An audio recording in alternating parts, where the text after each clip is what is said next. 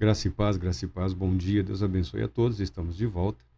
Sejamos todos bem-vindos ao ano de 2025, graças a Deus, chegamos a 2025 e com a graça de Deus seguiremos adiante, conforme Ele nos capacitar. E iniciamos com o Salmo de Davi, o 15º Salmo. Davi declara o seguinte: Senhor, quem poderá hospedar-se em teu tabernáculo? Quem há de morar no teu santo monte? Aquele que é íntegro em sua conduta e pratica a justiça, que de coração fala a verdade e não usa a língua com maledicência, que não faz mal a seu semelhante, nem lança calúnias e afrontas contra o seu companheiro. A seus olhos o ímpio é desprezível, mas dedica honra aos que temem o Senhor. Mantém a palavra empenhada e, mesmo saindo prejudicado, não volta atrás. Não empresta seu dinheiro com usura, nem aceita suborno contra o inocente. Quem assim conduz sua vida caminhará seguro e em paz. Graças a Deus pela sua palavra. Graças a Deus pela vida do salmista Davi. Davi, homem de Deus. Aliás, esse salmo tem o título, né? Homem de Deus. O masculino sempre prevaleceu na literatura, no mundo todo, tá? Muito embora algum esforço esteja sendo realizado nos últimos tempos para tentar alterar isso, cria só uma aberração literária, né? Estão criando aberrações literárias aí. A linguagem, o linguajar humano, ele não é transformado por decreto, tá? Muita coisa é incorporado contra a vontade de todos, porque o povo simplesmente decide assimilar e aceitar palavras ou expressões como válidas para desespero dos gramáticos. Por outro lado, determinadas normas encontram resistência na própria estrutura psicológica, cultural, emocional, afetiva, lógica e racional do indivíduo. Ou seja, forçar não resolve, não adianta.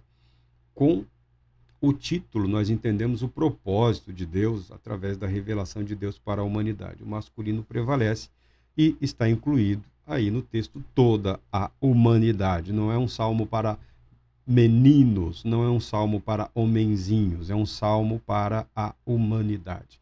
Se tem uma coisa que nós aprendemos com a palavra de Deus, é que Deus é o Deus que se revela. E Deus não se preocupa muito com a aparência ou com a impressão das pessoas, nem com relação a Ele, o Todo-Poderoso Deus, e também nem em relação aos seus servos. O Deus que se revela se manifesta a Davi e se manifesta a Davi através da vida, através da realidade. O Deus que descortina a si mesmo, o Deus que se mostra presente e atuante no dia a dia de Davi, dos servos de Davi, da família, dos seguidores, do povo, da nação, de toda a humanidade, é o mesmo que nos mostra Davi como ele é. Como ele é. Um homem cheio de virtude, cheio de talentos. Veja, o jovem era corajoso, era determinado, era guerreiro, e era compositor, era músico, era poeta, tá? Esses componentes da personalidade humana sempre existiram e nunca foi estranho. Se você pudesse voltar no tempo, nos campos de batalha ou nos acampamentos, né? Passavam mais tempo se preparando do que lutando. Nos acampamentos você encontraria os soldados, os marmanjões lá cantando, chorando, expressando abertamente os seus medos, os seus temores, as suas expectativas quanto ao fim da batalha, se seriam ou não reconhecidos pela sua família quando retornasse. Às vezes as batalhas duravam anos, os conflitos duravam anos para serem resolvidos. E o sujeito estava lá. E quando eu voltar para casa, serei reconhecido? Serei aceito? Serei aceito?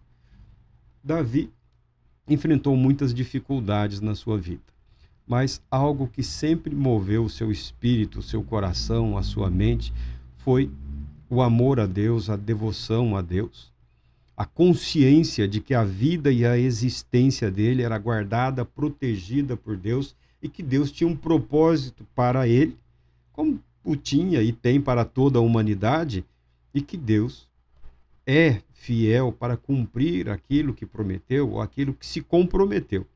Vejamos, Davi era pastor de uma família não muito significativa, da tribo de Judá, mas não era uma família expressiva naqueles dias. E Davi acaba se tornando o grande rei, o rei de Israel.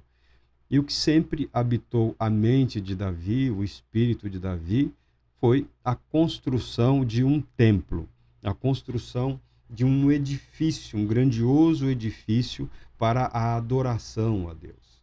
Então, os salmos estão sempre expressando isso. A vida de Davi, o projeto, as propostas dele, as conquistas, a grande riqueza que ele amealhou, acumulou ao longo dos anos através das muitas batalhas. Eram tempos difíceis, tempos terríveis. Davi era um homem que sobreviveu, graças a Deus, em tempos muito difíceis, muito terríveis, e teve a sua vida, o seu caráter moldado e transformado. Esse é o salmo de resposta, esse é o salmo da integridade, é o conceito doutrinário, é o conceito escriturístico, e é o conceito teológico, e é também um conceito de sabedoria bíblica que diz respeito à resposta às inquietações de muitas pessoas. Quem pode ser de fato recebido por Deus?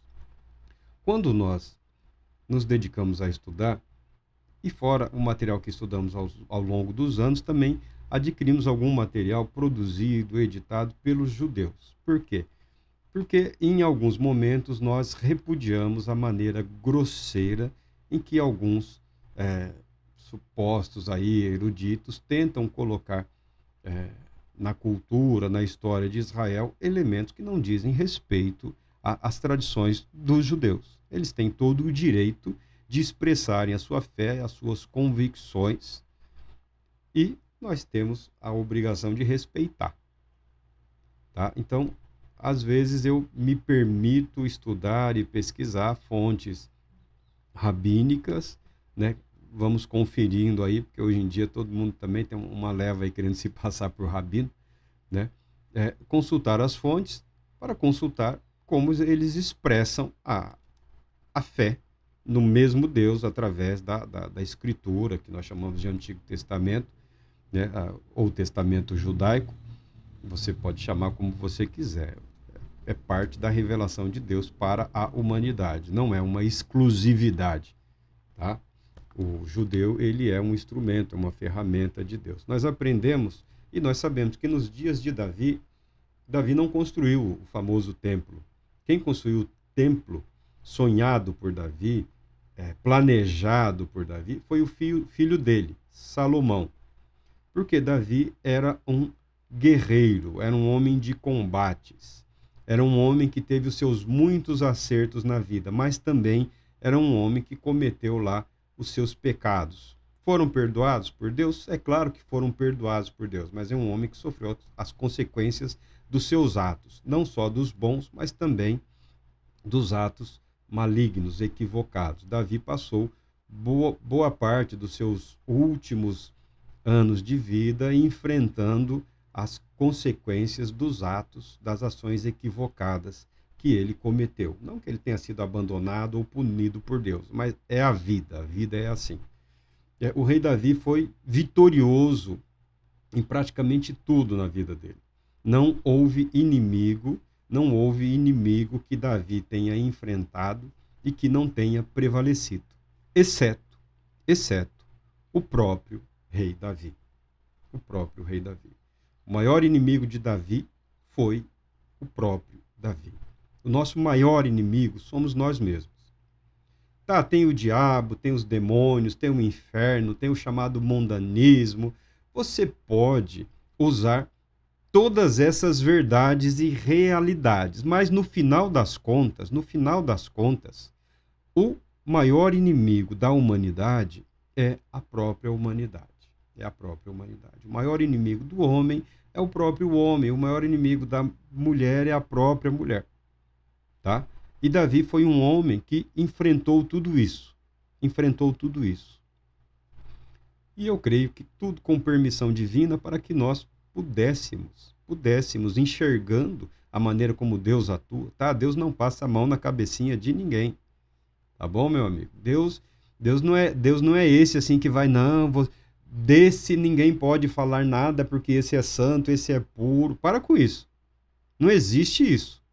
Deus, Deus prefere que se exponha todo o mal, toda a sujeira, toda a imundície, como um objetivo de purificar, de santificar, de perdoar, de lavar, de limpar. Agora, quanto menos coisas acumulamos, quanto menos coisas tentamos ocultar, de Deus principalmente, mais fácil fica para a atuação do Espírito Santo, nos limpando, nos purificando, nos protegendo de todo pecado. E Davi sonhou com um templo. Davi planejou um templo. E Davi se perguntou, mas quem pode, de fato, ser recebido nesse templo, nesse santuário? É uma figura de linguagem, porque Davi não está pensando no monte onde ele construiria o templo. Ele está pensando em termos de literatura, de poesia hebraica, mas quando se fala do monte, o monte de Deus, ele está pensando do céu, da eternidade. Quem de fato pode hospedar-se com Deus? Para nós isso não significa nada, porque você viaja de cidade em cidade, você não precisa se alojar com praticamente ninguém. Temos hotéis, temos todo esse tipo de coisa. Mas no mundo antigo, principalmente no Oriente, havia a arte de receber. Era possível hospedar-se com um completo estranho durante a sua jornada, durante o seu trânsito. A pessoa que viajava, existiam hospedagens? Existiam hospedagens. Mas as dificuldades do mundo antigo, a distância entre as cidades, as habitações, a necessidade de comunicação, o viajante, o caminhante, o comerciante, também era aquele que trazia notícias e novidades, às vezes de um parente que ficou numa outra região, ou de um reino que exercia poder, ou de algo novo que estava acontecendo, ou de uma conversa que transitava daqui para lá, o que de fato está acontecendo em tal lugar. Então, receber as pessoas, a hospitalidade era quase que uma obrigação. Era quase que uma obrigação. Abraão, exercendo a hospitalidade, ele acolheu anjos, Esse era o mundo antigo, esse era o mundo oriental. Era uma alegria poder receber alguém, até mesmo um estranho que estivesse de passagem. Olha, acomode-se, os seus animais têm alimento, você vai comer comigo esta noite, você tem um teto, um lugar para dormir, fique tranquilo, você não está desprotegido. Tá? Isso era muito comum e muito frequente. Mas Davi está pensando na peregrinação, não só do religioso judeu que ia de tempos em tempo à procura do templo, do lugar de adoração. Nós aprendemos com os judeus, nós temos esse material, um material de complemento, né? O Templo Sagrado de Jerusalém, o Rabino Israel Ariel. É do Instituto do Templo, o Instituto do Templo. O Rabino Ariel é um dos fundadores, né? É um dos fundadores, é uma organização educacional, fica em Jerusalém. Tá? O Instituto do Templo existe, ele atua em Jerusalém com propósitos voltados a isso, a adoração judaica e na esperança de reconstrução de um terceiro templo, né? Um terceiro templo, como diríamos nós, diríamos o terceiro. Alguns falam que seria o segundo, na verdade. Mas nós aprendemos que os judeus tiveram várias construções. O tabernáculo no deserto, que era um santuário móvel, e quando eles chegaram na terra da promessa, diz aqui os estudiosos que eles tiveram quatro templos aqui, segundo a explicação de Maimônides. Maimônides é o famoso Ramban, né? Foi um sábio judeu de 1100 e pouco a 1200. Ele viveu parte da vida dele na Europa. Esse homem, ele era médico, ele exercia a medicina, e ele foi uma influência na filosofia da época, né? A filosofia, a sabedoria judaica influenciou o, o início do pensamento filosófico europeu. Na verdade, o que mais influenciou o pensamento filosófico europeu foram os judeus e os árabes, tá? E os árabes. A Europa praticamente apagou isso da sua história.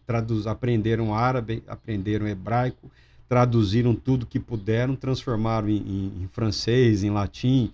Na verdade, a princípio usaram o latim. Em latim, o francês, o alemão, né? Os alemães traduziram tudo que puderam para o idioma deles, fortaleceram seu idioma, sua cultura.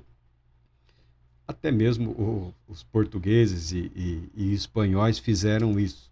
Fizeram a tal ponto de apagarem ou tentarem apagar a herança árabe e judaica na formação do pensamento europeu. Se apropriaram, até hoje eles são assim, faz de conta que a intelectualidade, a espiritualidade teve início na Europa. Eles são assim cínicos, arrogantes e presunçosos. Se for possível, eles destroem todo o conhecimento do mundo, sempre dando a entender de uma forma arrogante e presunçosa de que o verdadeiro conhecimento ou conhecimento científico teve início ali nos pântanos da Europa. Não, não é bem assim. Civilizações outras existiram, inclusive muito mais avançadas do que as civilizações europeias da época e do período. A história da humanidade é repleta de altos e baixos. Então, pelo Rambam aqui, por Maimônides, nós sabemos que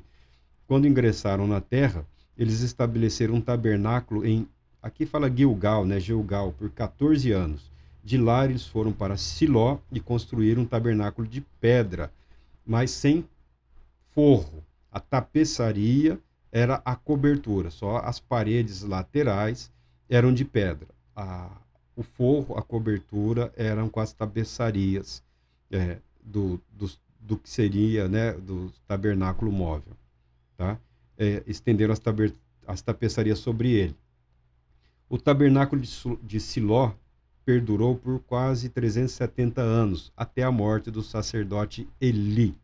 Quando Eli morreu, esse tabernáculo também foi destruído. Eles foram para No e construíram um novo lá, no período do profeta ou vidente Samuel.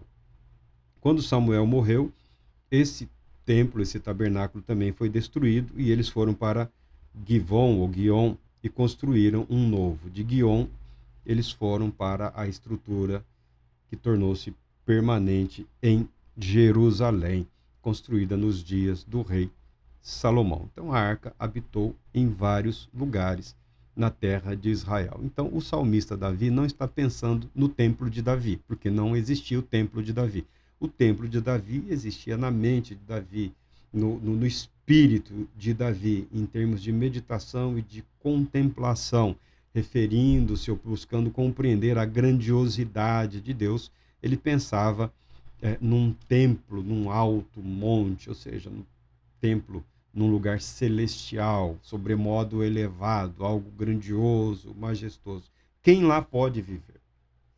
Quem pode peregrinar até a presença de Deus? Quem pode hospedar-se na cidade de Deus, referindo-se ao próprio Deus? Quem pode alojar-se com Deus? Davi aprendeu e expressou através da sua vida. Ele não está preocupado com os romeiros ou com as romarias, né, que ocorriam de tempos em tempos para as festas de ciclos de colheitas, de plantio e de outros eventos estipulados pela legislação de Moisés. A preocupação dele era algo que foi além. Ele foi conduzido por Deus a pensar além das condições reais, mas sempre usando da realidade para construir uma convicção espiritual. E a pergunta, quem vai para o céu? Hoje tem, né, a religiosidade hipócrita, a religiosidade cínica, né, a religiosidade doentia, essa espiritualidade demoníaca, terrena, rasteira, grosseira, né, que busca criar não discípulos de Cristo, mas prosélitos, seguidores de homens, né? Seguidores de malucos, de desequilibrados, de desajustados. Que falava, mas esse não vai, você não pode, aquele não pode, só pode quem deposita o dinheiro aqui nessa conta, ou nesse QR Code, ou quem segue os princípios estabelecidos por José de não sei onde, por Felipe de não sei quem, por Maria, por Fátima, por Luzia, por Beatriz, sempre elementos humanos tentando se sobrepor, tentando criar sombra ou obstáculos para que as pessoas, de fato, alcancem o que Deus propôs para todos através da fé em Cristo Jesus. Então as pessoas ficam criando dificuldade. Mas esse não pode, aquele não pode. Esse porque essa cor aí não vai, meu. Essa cor não essa cor não agrada, essa cor não é boa. Não, esse pé chato aí não tem condições, míope, não enxerga um palmo à frente do nariz, como vai contemplar a glória de Deus? As pessoas criam esses obstáculos, tá? E nós, como você ouviu, repudiamos com veemência esse tipo de coisa. Mas é um questionamento legítimo. A Bíblia não nos dá o direito de dizer quem não vai, quem não pode. A Bíblia não dá a nenhum religioso esse direito. Mas a Bíblia declara abertamente quem pode e quem certamente encontrará refúgio em Deus. Quem pode habitar no santuário de Deus? Quem pode desfrutar da presença, do amor de Deus, da proteção de Deus? Quem é recebido com boas-vindas? Porque Deus é hospitaleiro. Deus não exige do ser humano algo que ele não está disposto a realizar pelo ser humano. E o mundo antigo, por todo o mundo antigo, a hospitalidade foi uma regra. A hospitalidade foi uma regra. Era um mundo diferente, um mundo de respeito, um mundo de valores, um mundo de princípios. Alguém que desrespeitasse essa regra, essa norma, esse padrão, essa pessoa sofria sanções sociais terríveis, tá? Porque é um padrão, é algo que moldava o caráter das pessoas, é algo que norteava a vida das pessoas. Estamos vivos e ajudamos os vivos. Fazemos o que nos é possível para ajudar a nós mesmos, aos nossos e até mesmo os que estão apenas de passagem. É um mundo que também procurava expressar a bondade de Deus. E Davi obtém a resposta por inspiração nos questionamentos daquele dia.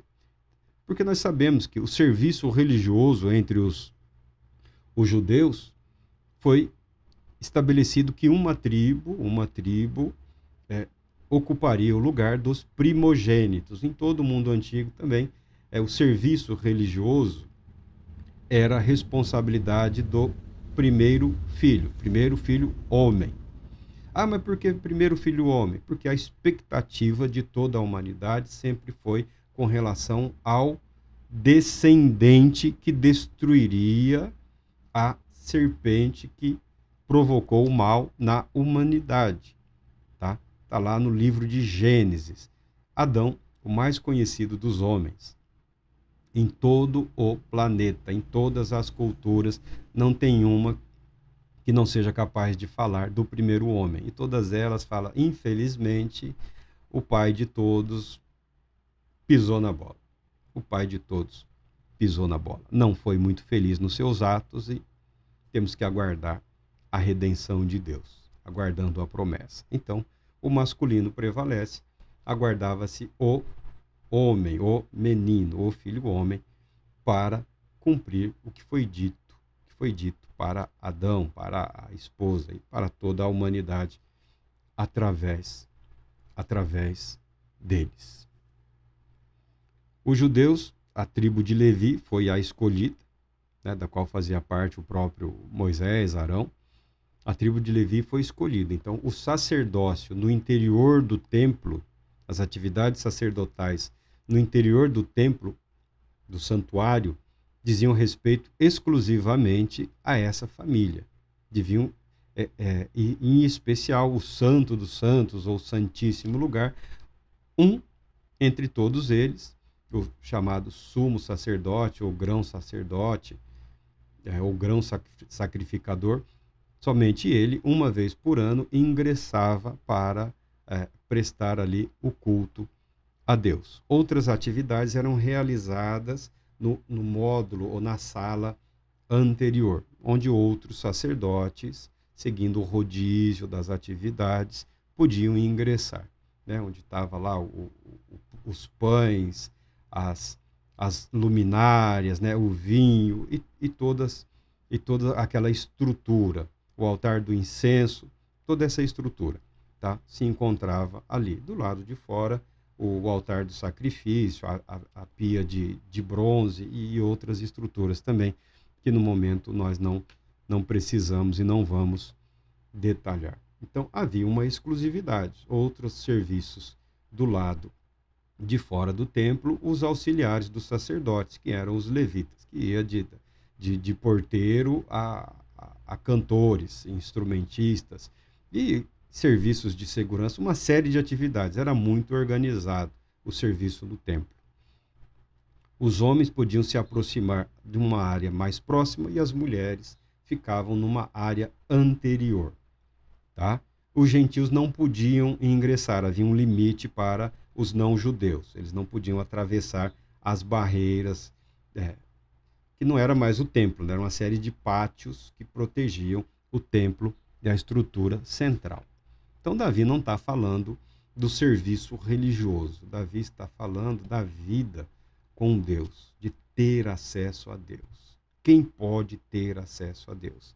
E aí vem a resposta. Quem pode morar? Quem pode habitar? Quem pode fazer de Deus a sua morada?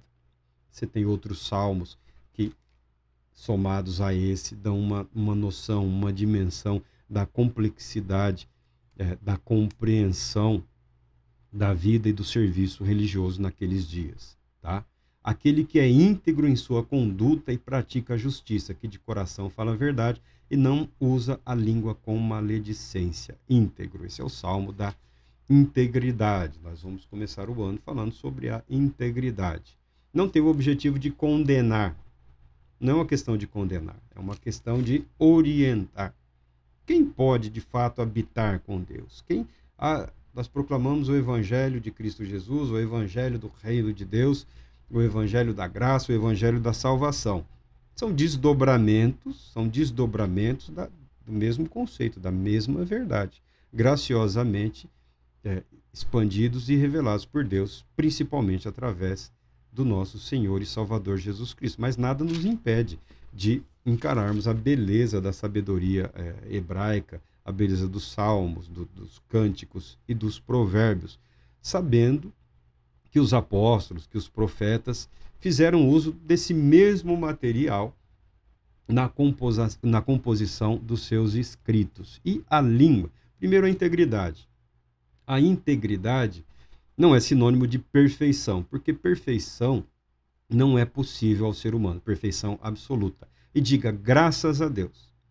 Porque somos falhos, porque somos imperfeitos, podemos ser aprimorados, aperfeiçoados, consertados, curados, moldados, transformados, segundo a vontade de Deus. E também, infelizmente, segundo a nossa própria vontade, para quem assim o deseja, segundo a vontade de outro qualquer. Mas o fato é que podemos ser moldados segundo a vontade de Deus. E a Bíblia fala da integridade como o fator principal. O que é integridade? Nós não podemos falar de perfeição absoluta, mas podemos falar de perfeição em relação a um propósito. Perfeição em relação a um propósito. A maneira como Davi perseguiu, através do seu viver, essa conduta, esse comportamento. Integridade você pode entender quando os dois lados guardam íntima coerência e concordância entre si. Quais lados? O direito e o esquerdo? Não. O de dentro e o de fora. Nós vivemos dois universos. O mundo material e o universo interior, a introspecção da nossa mente, da nossa consciência, alma, espírito. Tem nome que não acaba mais. O fato que é um completo mistério para o conhecimento humano até hoje. Filosofia, medicina, biologia, agora voltou aí a filosofia da mente, a neurobiologia, neuropsicologia, é tudo neuro agora. Redescobriram o cérebro. Redescobriram o cérebro, estão rediscutindo a mente. Tudo absolutamente novo. Com o mais novo, mais recente pensamento aí tem um século. Tá? Então não precisa ficar preocupado ou empolgado com teorias novas. Integridade é uma das marcas. Integridade é a característica principal daquele que busca viver em Deus, quem pode habitar em Deus, quem pode viver em Deus, quem pode hospedar-se, quem pode buscar e procurar refúgio. O perfeitamente íntegro. Não, meu irmão, aquele que busca na sua vida a integridade, aquele que segue o caminho da integridade, porque não podemos criticar a arrogância e a presunção e apresentarmos uma proposta arrogante e presunçosa. Tá?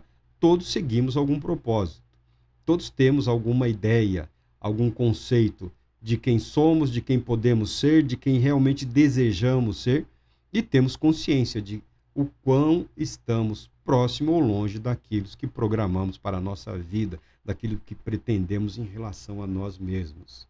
Uma longa jornada parece, muitas vezes, que não nos aproxima 1 centímetro ou 1 milímetro a mais de Deus. Então não depende de quem quer, nem de quem corre, mas de Deus usar da sua graça, da sua misericórdia. Mas o fato é que Deus não muda nem adultera a sua palavra. Devemos buscar uma vida de retidão, integridade. Deus Todo-Poderoso te abençoe, te proteja e te conceda paz, muita paz.